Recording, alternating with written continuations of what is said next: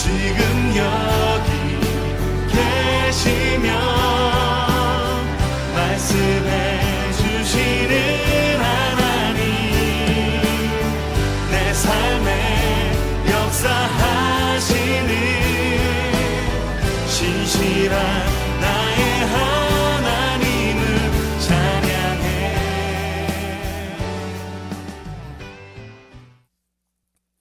욥기 1장 5절 보겠습니다.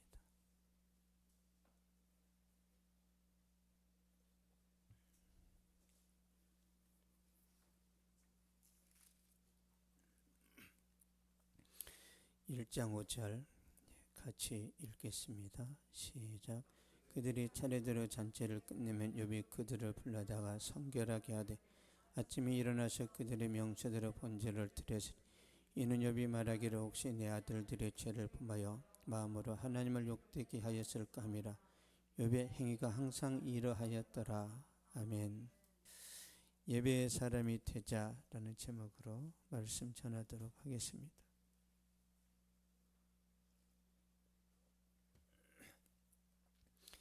욥이 살았던 시대는 족장 시대라고 말할 수 있는데요. 족장 시대라 함은 아브라함과 이삭과 야곱의 시대를 말합니다. 그 증거로는 야곱 시대에 사용했던 크시타라는 화폐가 욥기서에도 등장을 해요. 아, 동시대 사람이구나 추측할 수 있는 거죠. 200세를 넘게 삽니다. 욥이 70세에 모든 걸 잃었다가 140년을 더 살아요. 그래서 210세를 살았기 때문에 200세 이상 살았던 시대가 아브라함의 시대입니다. 그리고 욥이 제사장이 없는데도 자기가 제사장의 역할을 합니다. 다시 말씀드리면 욥은 하나님과 아브라함의 언약을 몰라요. 욥은 아브라함의 자손이 아닙니다. 동시대 이스라엘 백성이 아니에요. 욥은 아브라함을 선택하기 전에 욥이라는 사람도 하나님을 알았어요. 특별한 은혜죠. 욥은 아론의 제사장 제도를 모릅니다. 그럼에도 불구하고 초자연적인 계시를 받아서 참 제사가 뭔지, 예수님이 어떤 분인지 희미하지만 알고 있어요. 욥기서 19장 보겠습니다.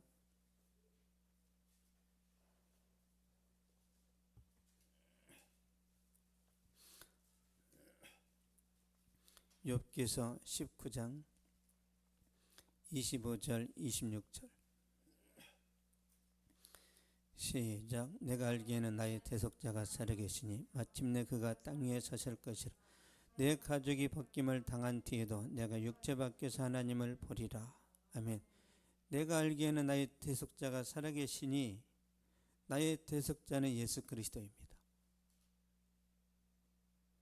그분은 다윗의 자손으로 이 땅에 오셔서 십자가에 달려 죽으심으로 구원을 성취하셨고 장차 심판조로 이 땅에 재림하셔서 믿는 자들에게는 상급을 주시고 믿지 않는 자들에게는 형벌을 내리십니다.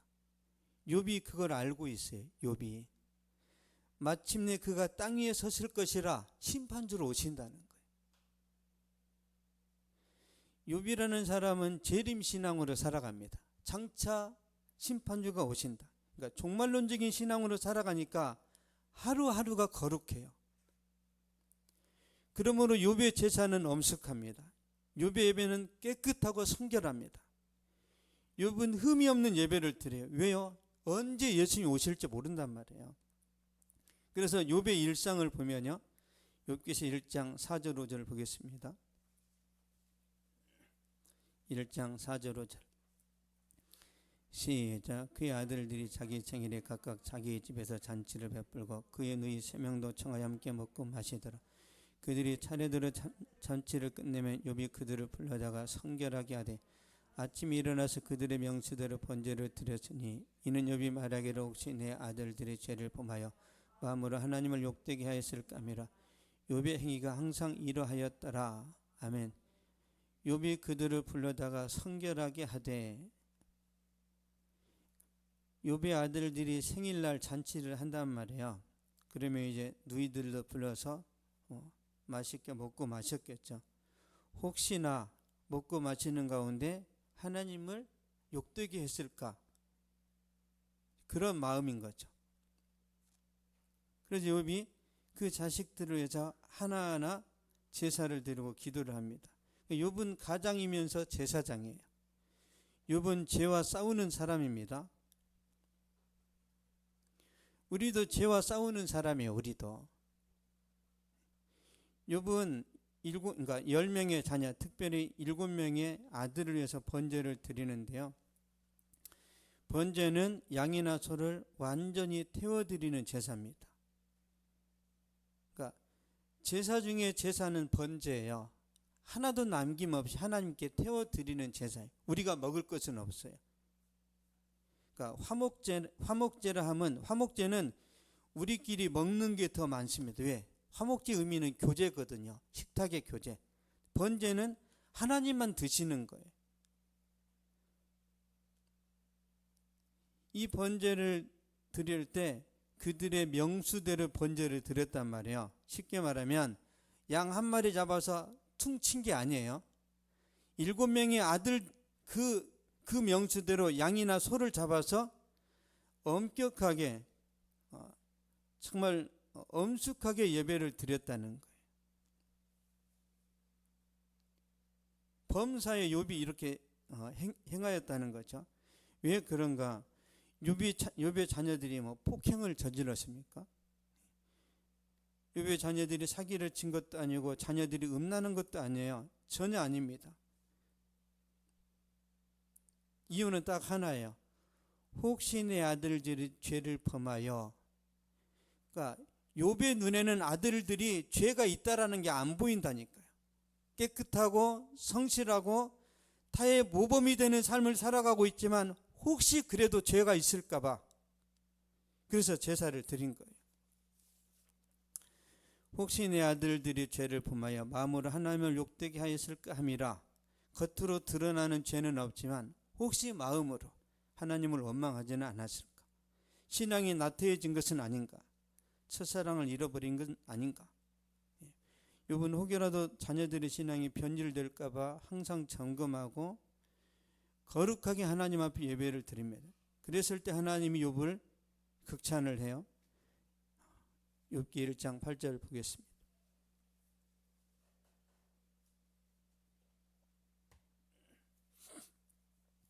욥기 1장 8절 시작. 여호와께서 사탄에게 이르시되 내가 내 종 욥을 주의하여 보았느냐? 그와 같이 온전하고 정직하여 하나님을 경외하며 악에서 떠난 자가 세상에 없느니라.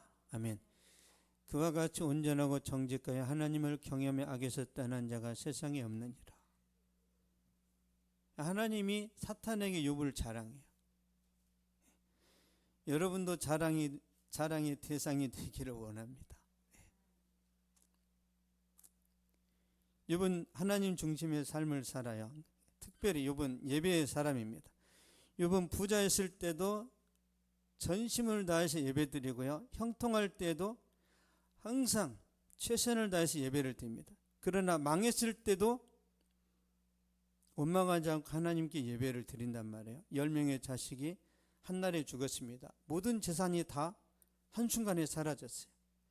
그랬을 때 욥이 어떻게 하는지 보겠습니다. 욥기 1장 20절 21절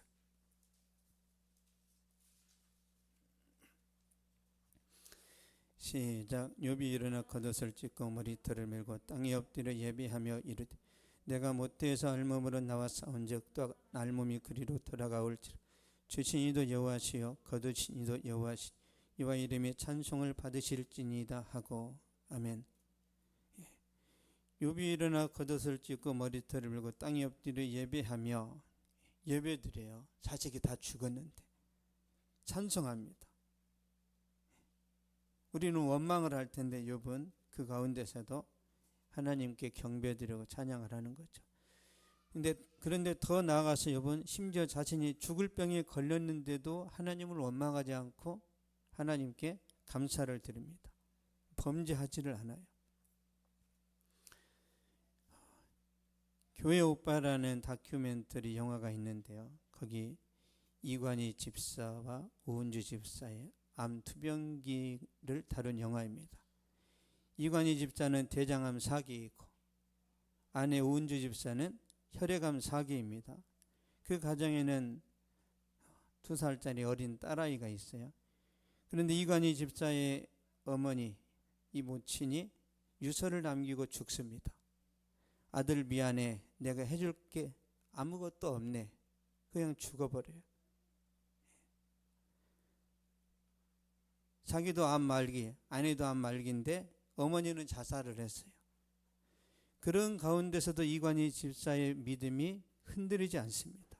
고통 속에서도 하나님을 신뢰하고 전심으로 하나님을 예배 드려요. 그가 암투병 중에 이런 말을 합니다.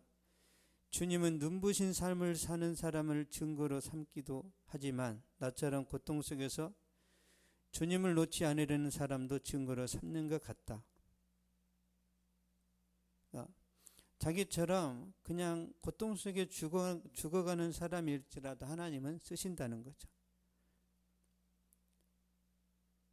그때 이관희 집사의 투병 과정을 봤던 이제 친구가 있어요. 친구한테 전화가 옵니다.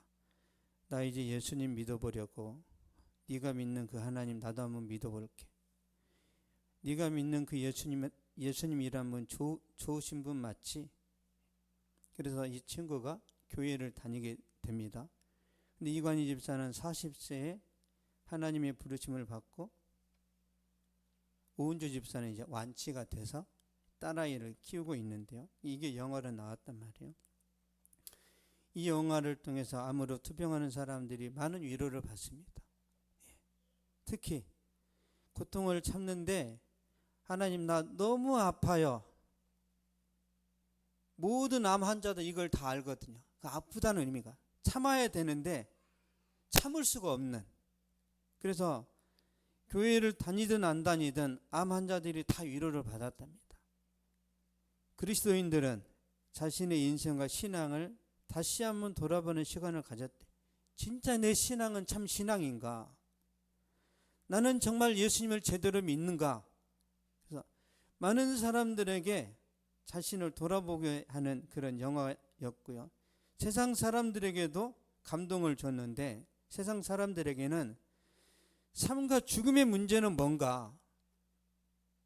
그러면서 종교에 대해서 깊이 고민하게 만들었던 영화입니다.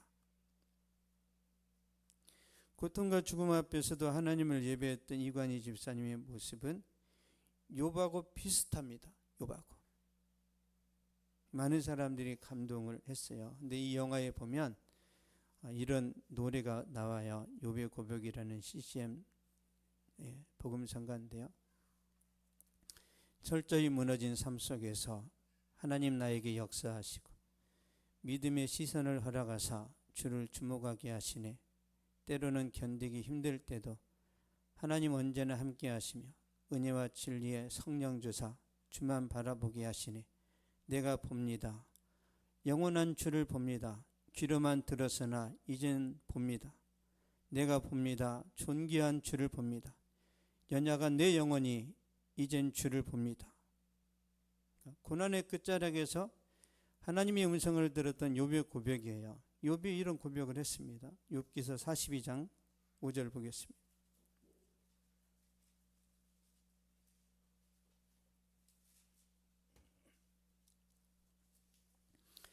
욥기서 42장 5절 시작. 내가 죽게 되어 귀로 듣기만 하였사오나 이제는 눈으로 주를 배움나이다. 아멘. 이제는 눈으로 주를 배움나이다. 신앙이 더 깊어졌다는 거예요.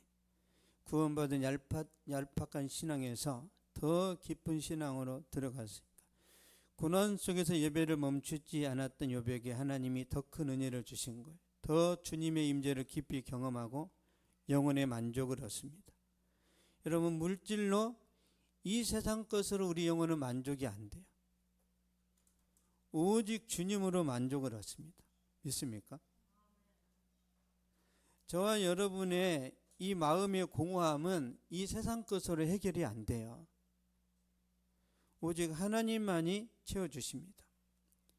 이 은혜를 욥이 경험을 한단 말이에요. 그래서 고통에 대한 모든 의심과 의문이 사라집니다. 그 후에 건강이 회복되고 10명의 자녀가 다시 태어나요. 갑절의 재산을 주시고, 그러니까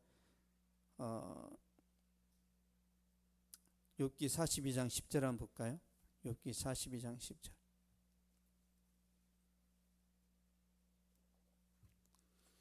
시작. 욥이 그의 친구들을 위하여 기도할 때 여호와께서 욥의 공경을 돌이키시고 여호와께서 욥에게 이전 모든 소유보다 갑절이나 주신지라. 아멘.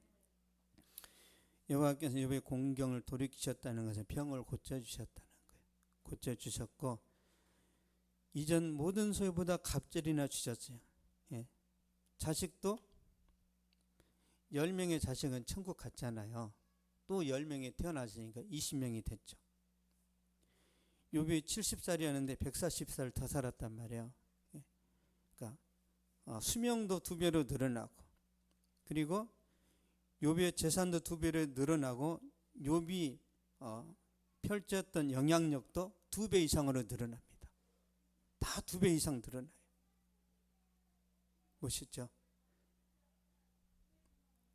욥의 아내만 빼고. 왜 욥의 아내를 하나만 주실까요? 분란이 일어납니다. 그래서 욥의 아내는 죽지도 않았잖아요. 하나님이 다 2배로 채워주세요.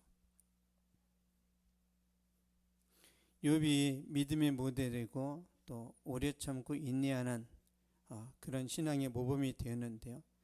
욥이라는 사람은 형통함을 경험했고 파산도 경험했습니다. 욥은 부자도 되었고 가난한 자도 되었고, 욥은 칭찬도 들었지만 비난, 저주의 말을 많이 듣습니다. 너의 자식이 죽은 것은 죄 때문이 아니냐,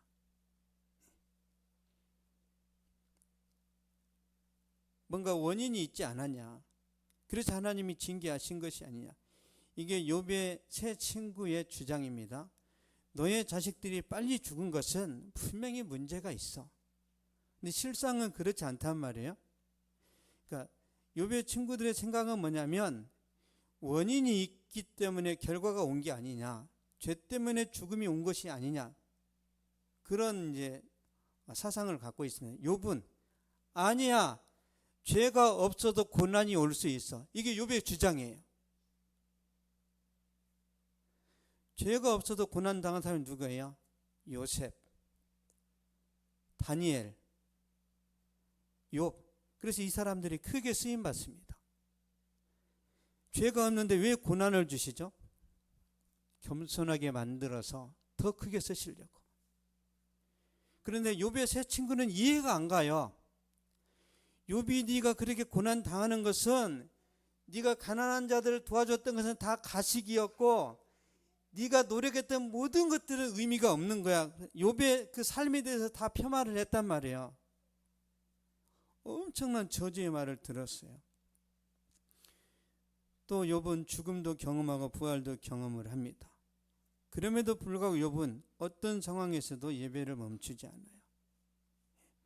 우리가 잘 나갈 때는 예배를 잘 드릴 수도 있지만 힘들거나 우리 인생이 고달플 때는 하나님을 원망하는 경우들이 많단 말이에요. 근데 욥은 그러지 않았습니다. 그래서 야고보 사도가 욥을 믿음의 모델로 제시하는데요. 야고보서 5장 11절 한번 보겠습니다.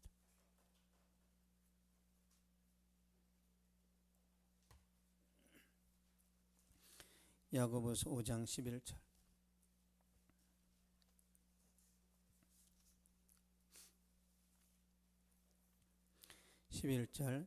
시작. 보라, 인내하는 자를 우리가 복되다 하나니 내가 욥의 인내를 들었고 주께서 주신 결말을 보았거니와 주는 가장 자비하시고 긍휼히 여기시는 이시니라.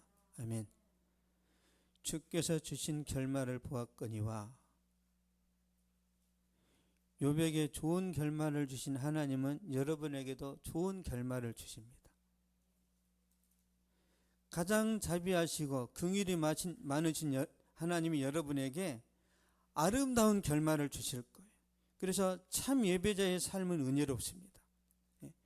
아벨은 믿음으로 예배를 드리고 의로운 자라는 칭호를 얻었어요. 솔로몬은 1천 번제를 드리고 지혜를 선물로 받았습니다.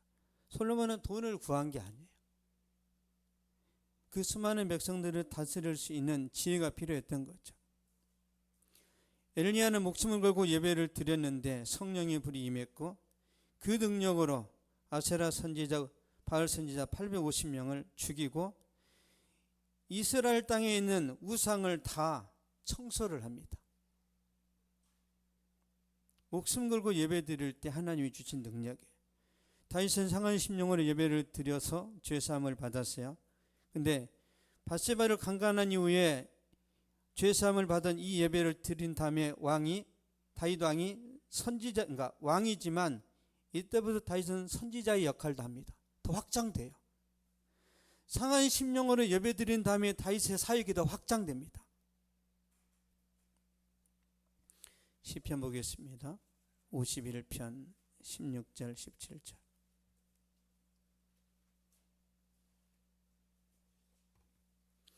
시편 51편 16절 17절. 시작. 주께서는 제사를 기뻐하지 아니하시나니 그렇지 아니하면 내가 드렸을 것이라.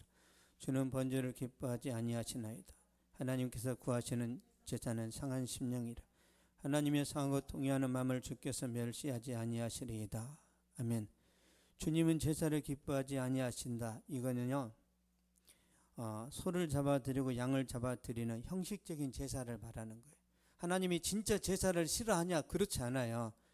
마음을 쏟아붓고 정성을 담아 드리는 예배는 비둘기 한 마리 잡아드려도 하나님 은혜를 주십니다.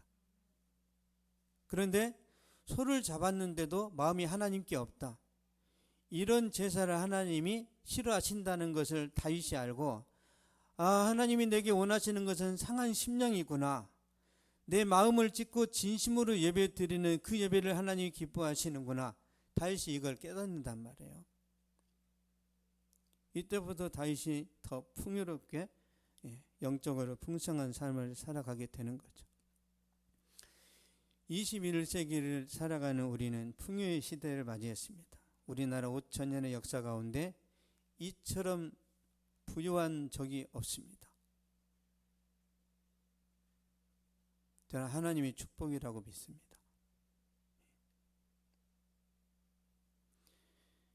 먹을 것이 많고 또 누림이 많다 보니까 간절함이 사라지는 거죠. 어쩔 수가 없어요. 어느 시대나 마찬가지입니다. 그래서 이스라엘 백성들이 광야 생활할 때는 깨어 있었는데 가나안 땅에 들어가니까 무뎌지죠. 타협을 하고 세속화되고 우상 앞에 절하게 되어 있습니다. 우리나라도 그 위기에 직면해 있어요. 교회에 다닌다고 박해를 하거나 불이익 당하는 일이 없는 이런 좋은 시대를 맞이했는데 편안해지니까 타협하는 거예요. 우리가 핍박받을 때는 믿음이 더 살아납니다. 그런데 주변에서 핍박을 안 하고 그냥 마음껏 누리게 만들어 놓잖아요. 그럼 그때 스스로 넘어지게 돼 있어요. 그래서 사단이 C.S. 루이스가 쓴 그 스크루테이프의 편지에 보면요, 사단 삼촌 마귀가 조카 마귀 워무드에게 쓴 내용이 있어요. 야, 환자들은 예수 믿는 사람들을 말합니다. 환자들에게 절대 고난을 주지 마. 그러면 저들의 신앙이 더 불붙어. 그냥 지네들 재미있게 살도록 내버려 두고 계속 칭찬을 해줘. 너 사회봉사 잘하는구나. 와! 너 월드비전 잘하는구나. 와! 열심히 사회봉사하게 해놓고 예수님께 집중하지 못하기만 해. 이게 전략이랍니다. 예수님께 집중하는 그 인생이 뒤집어집니다. 모든 사람이 예수님을 전인격적으로 만나기만 하면 비전이 생긴단 말이에요. 우리 안에 성령이 들어오시니까. 그래서 사단은 돈을 주고 풍요로운 삶을 주고 서서히 우리 이제 신앙이 무뎌지게 만든단 말이에요. 그러다 보니까 예배가 건조해집니다. 습관적으로 예배를 드리고 형식적으로 기도하고 무의미한 예배, 감동이 없는 예배. 그랬을 때 하나님께서 이스라엘 백성들에게 어떻게 하셨죠? 기근을 보내시고 적군을 보내시고 전염병으로 또 치셨단 말이에요. 어쩌면 이 코로나도 하나님이 교회를 각성시키는 도구입니다. 믿습니까? 성경의 전염병은 하나님이 사람을 징계할 때 사용하시는 도구라니까요. 하나님이 이처럼 징계하실 때 우리가 회복해야 되는 게 예배가 회복되면 포로로 끌려갔던 이스라엘 백성들이 다시 돌아오는 것처럼 우리가 더 좋은 일상으로 돌아갈 수 있습니다. 진정한 예배를 회복해야 되는데 우리 요한복음 4장 23절 보겠습니다.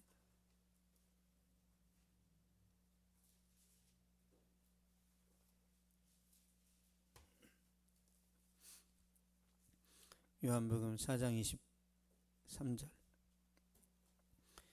시작. 아버지께 참되게 예배하는 자들은 영과 진리로 예배할 때가 오나니 곧 이때라.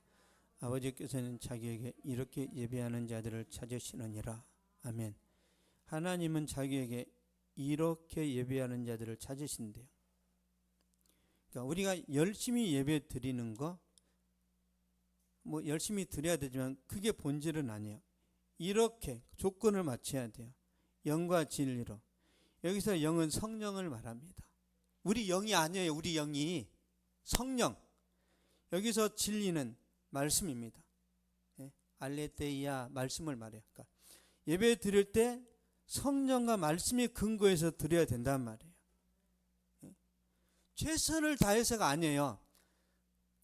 여러분 우리가 성령과 말씀으로 예배 드리잖아요. 그러면 최선이 나와요. 성령과 말씀에 사로잡히면 상한 심령이 만들어지고 눈부신 삶이 아니어도 찬양이 나옵니다. 그래서 우리가 성령 받아야 되는 것이고 성령으로 충만해야 돼요. 내가 말씀에 대한 기대감이나 사모함이 없잖아요. 그러면 예배가 건조해진다니까요. 그냥 출석 체크하고 돌아가는 거예요. 여러분 대학에서 대리 출석하는 사람들이 성적 좋은 거 보셨어요? 그냥 졸업장만 받습니다. 졸업했는데 기업체에서 오라고 하지를 않아요. 왜? 성적이 형편없으니까.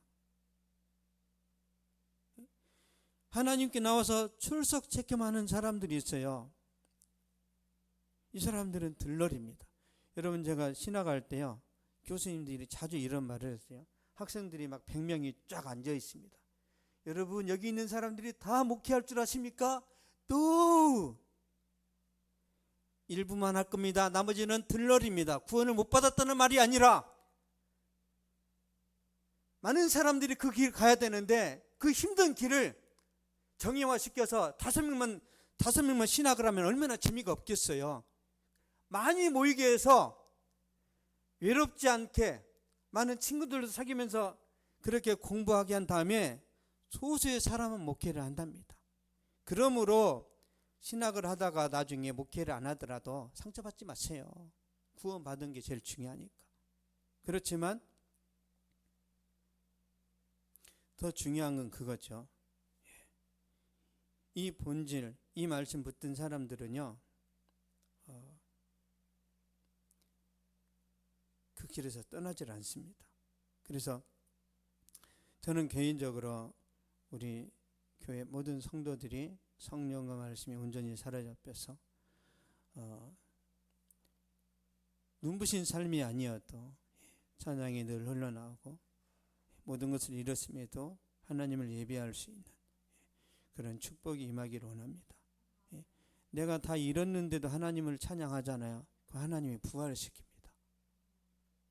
부활시켜요.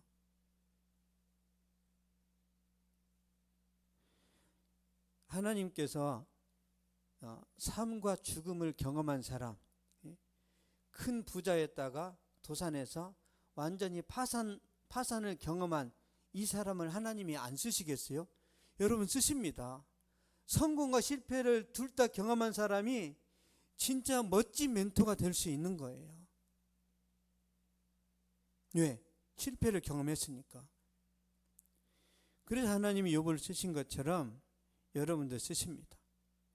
지난주에도 말씀드렸죠. 여러분, 실패도 스펙입니다.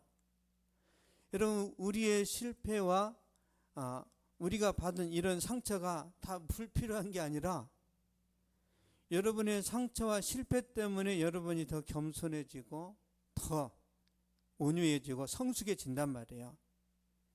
그래서 주님 안에서는 버릴 것이 하나도 없어요. 결론을 맺겠습니다. 이번 진정한 예배자였는데요, 하나님을 감동시킨 예배자입니다.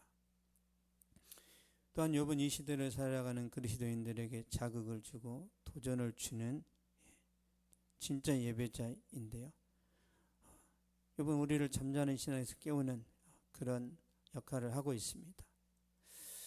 그러므로 욥의 모습을 보면서 도전을 받아 풍족한 시대임에도 불구하고 영적으로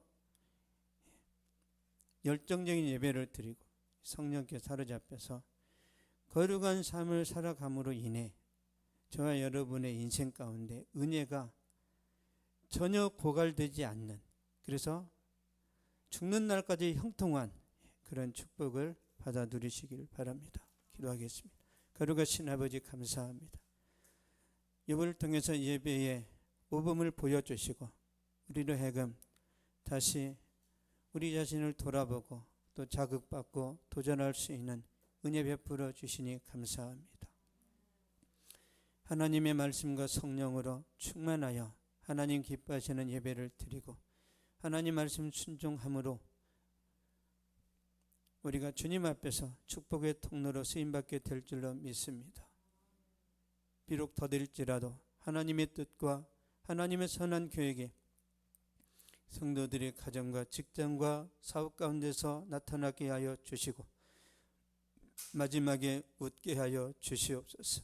마지막에 승리하도록 하나님께서 성령을 부어 주시옵소서.